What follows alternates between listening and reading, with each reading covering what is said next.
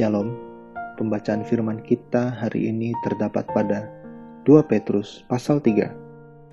Hari Tuhan. Saudara-saudara yang kekasih, ini sudah surat yang kedua yang kutulis kepadamu. Di dalam kedua surat itu, aku berusaha menghidupkan pengertian yang murni oleh peringatan-peringatan, supaya kamu mengingat akan perkataan yang dahulu telah diucapkan oleh nabi-nabi kudus, dan mengingat akan perintah Tuhan dan juru selamat yang telah disampaikan oleh rasul-rasulmu kepadamu. Yang terutama harus kamu ketahui ialah bahwa pada hari-hari zaman akhir akan tampil pengejek-pengejek dengan ejekan-ejekannya, yaitu orang-orang yang hidup menuruti hawa nafsunya.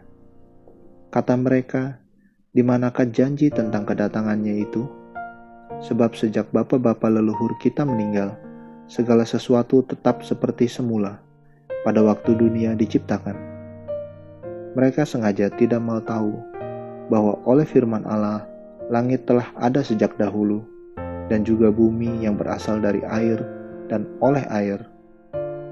Dan bahwa oleh air itu, bumi yang dahulu telah binasa, dimusnahkan oleh air bah. Tetapi oleh firman itu juga, langit dan bumi yang sekarang terpelihara dari api dan disimpan untuk hari penghakiman dan kebinasaan orang-orang fasik. Akan tetapi, saudara-saudaraku yang kekasih, yang satu ini tidak boleh kamu lupakan, yaitu bahwa di hadapan Tuhan, satu hari sama seperti 1000 tahun, dan 1000 tahun sama seperti satu hari. Tuhan tidak lalai menepati janjinya, sekalipun ada orang yang menganggapnya sebagai kelalaian. Tetapi ia sabar terhadap kamu, karena ia menghendaki supaya jangan ada yang binasa, melainkan supaya semua orang berbalik dan bertobat. Tetapi hari Tuhan akan tiba seperti pencuri.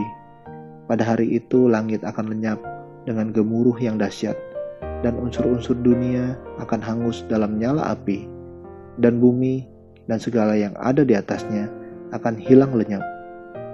Jadi, jika segala sesuatu ini akan hancur secara demikian, betapa suci dan salehnya kamu harus hidup, yaitu kamu yang menantikan dan mempercepat kedatangan hari Allah. Pada hari itu, langit akan binasa dalam api, dan unsur-unsur dunia akan hancur karena nyalanya. Tetapi sesuai dengan janjinya, kita menantikan langit yang baru dan bumi yang baru, di mana terdapat kebenaran.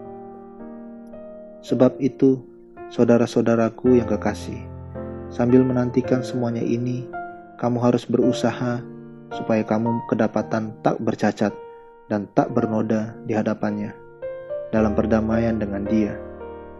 Anggaplah kesabaran Tuhan kita sebagai kesempatan bagimu untuk beroleh selamat.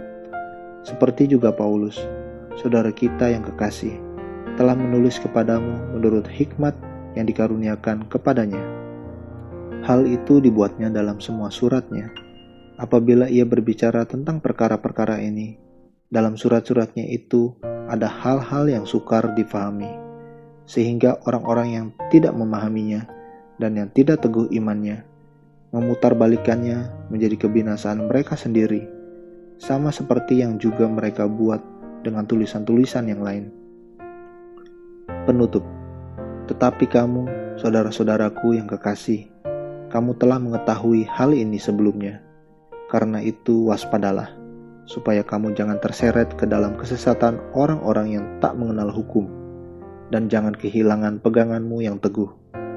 Tetapi bertumbuhlah dalam kasih karunia dan dalam pengenalan akan Tuhan dan Juru Selamat kita, Yesus Kristus.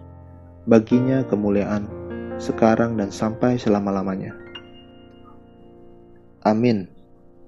Terus baca firman-Nya, renungkan dan lakukan dalam kehidupan kita.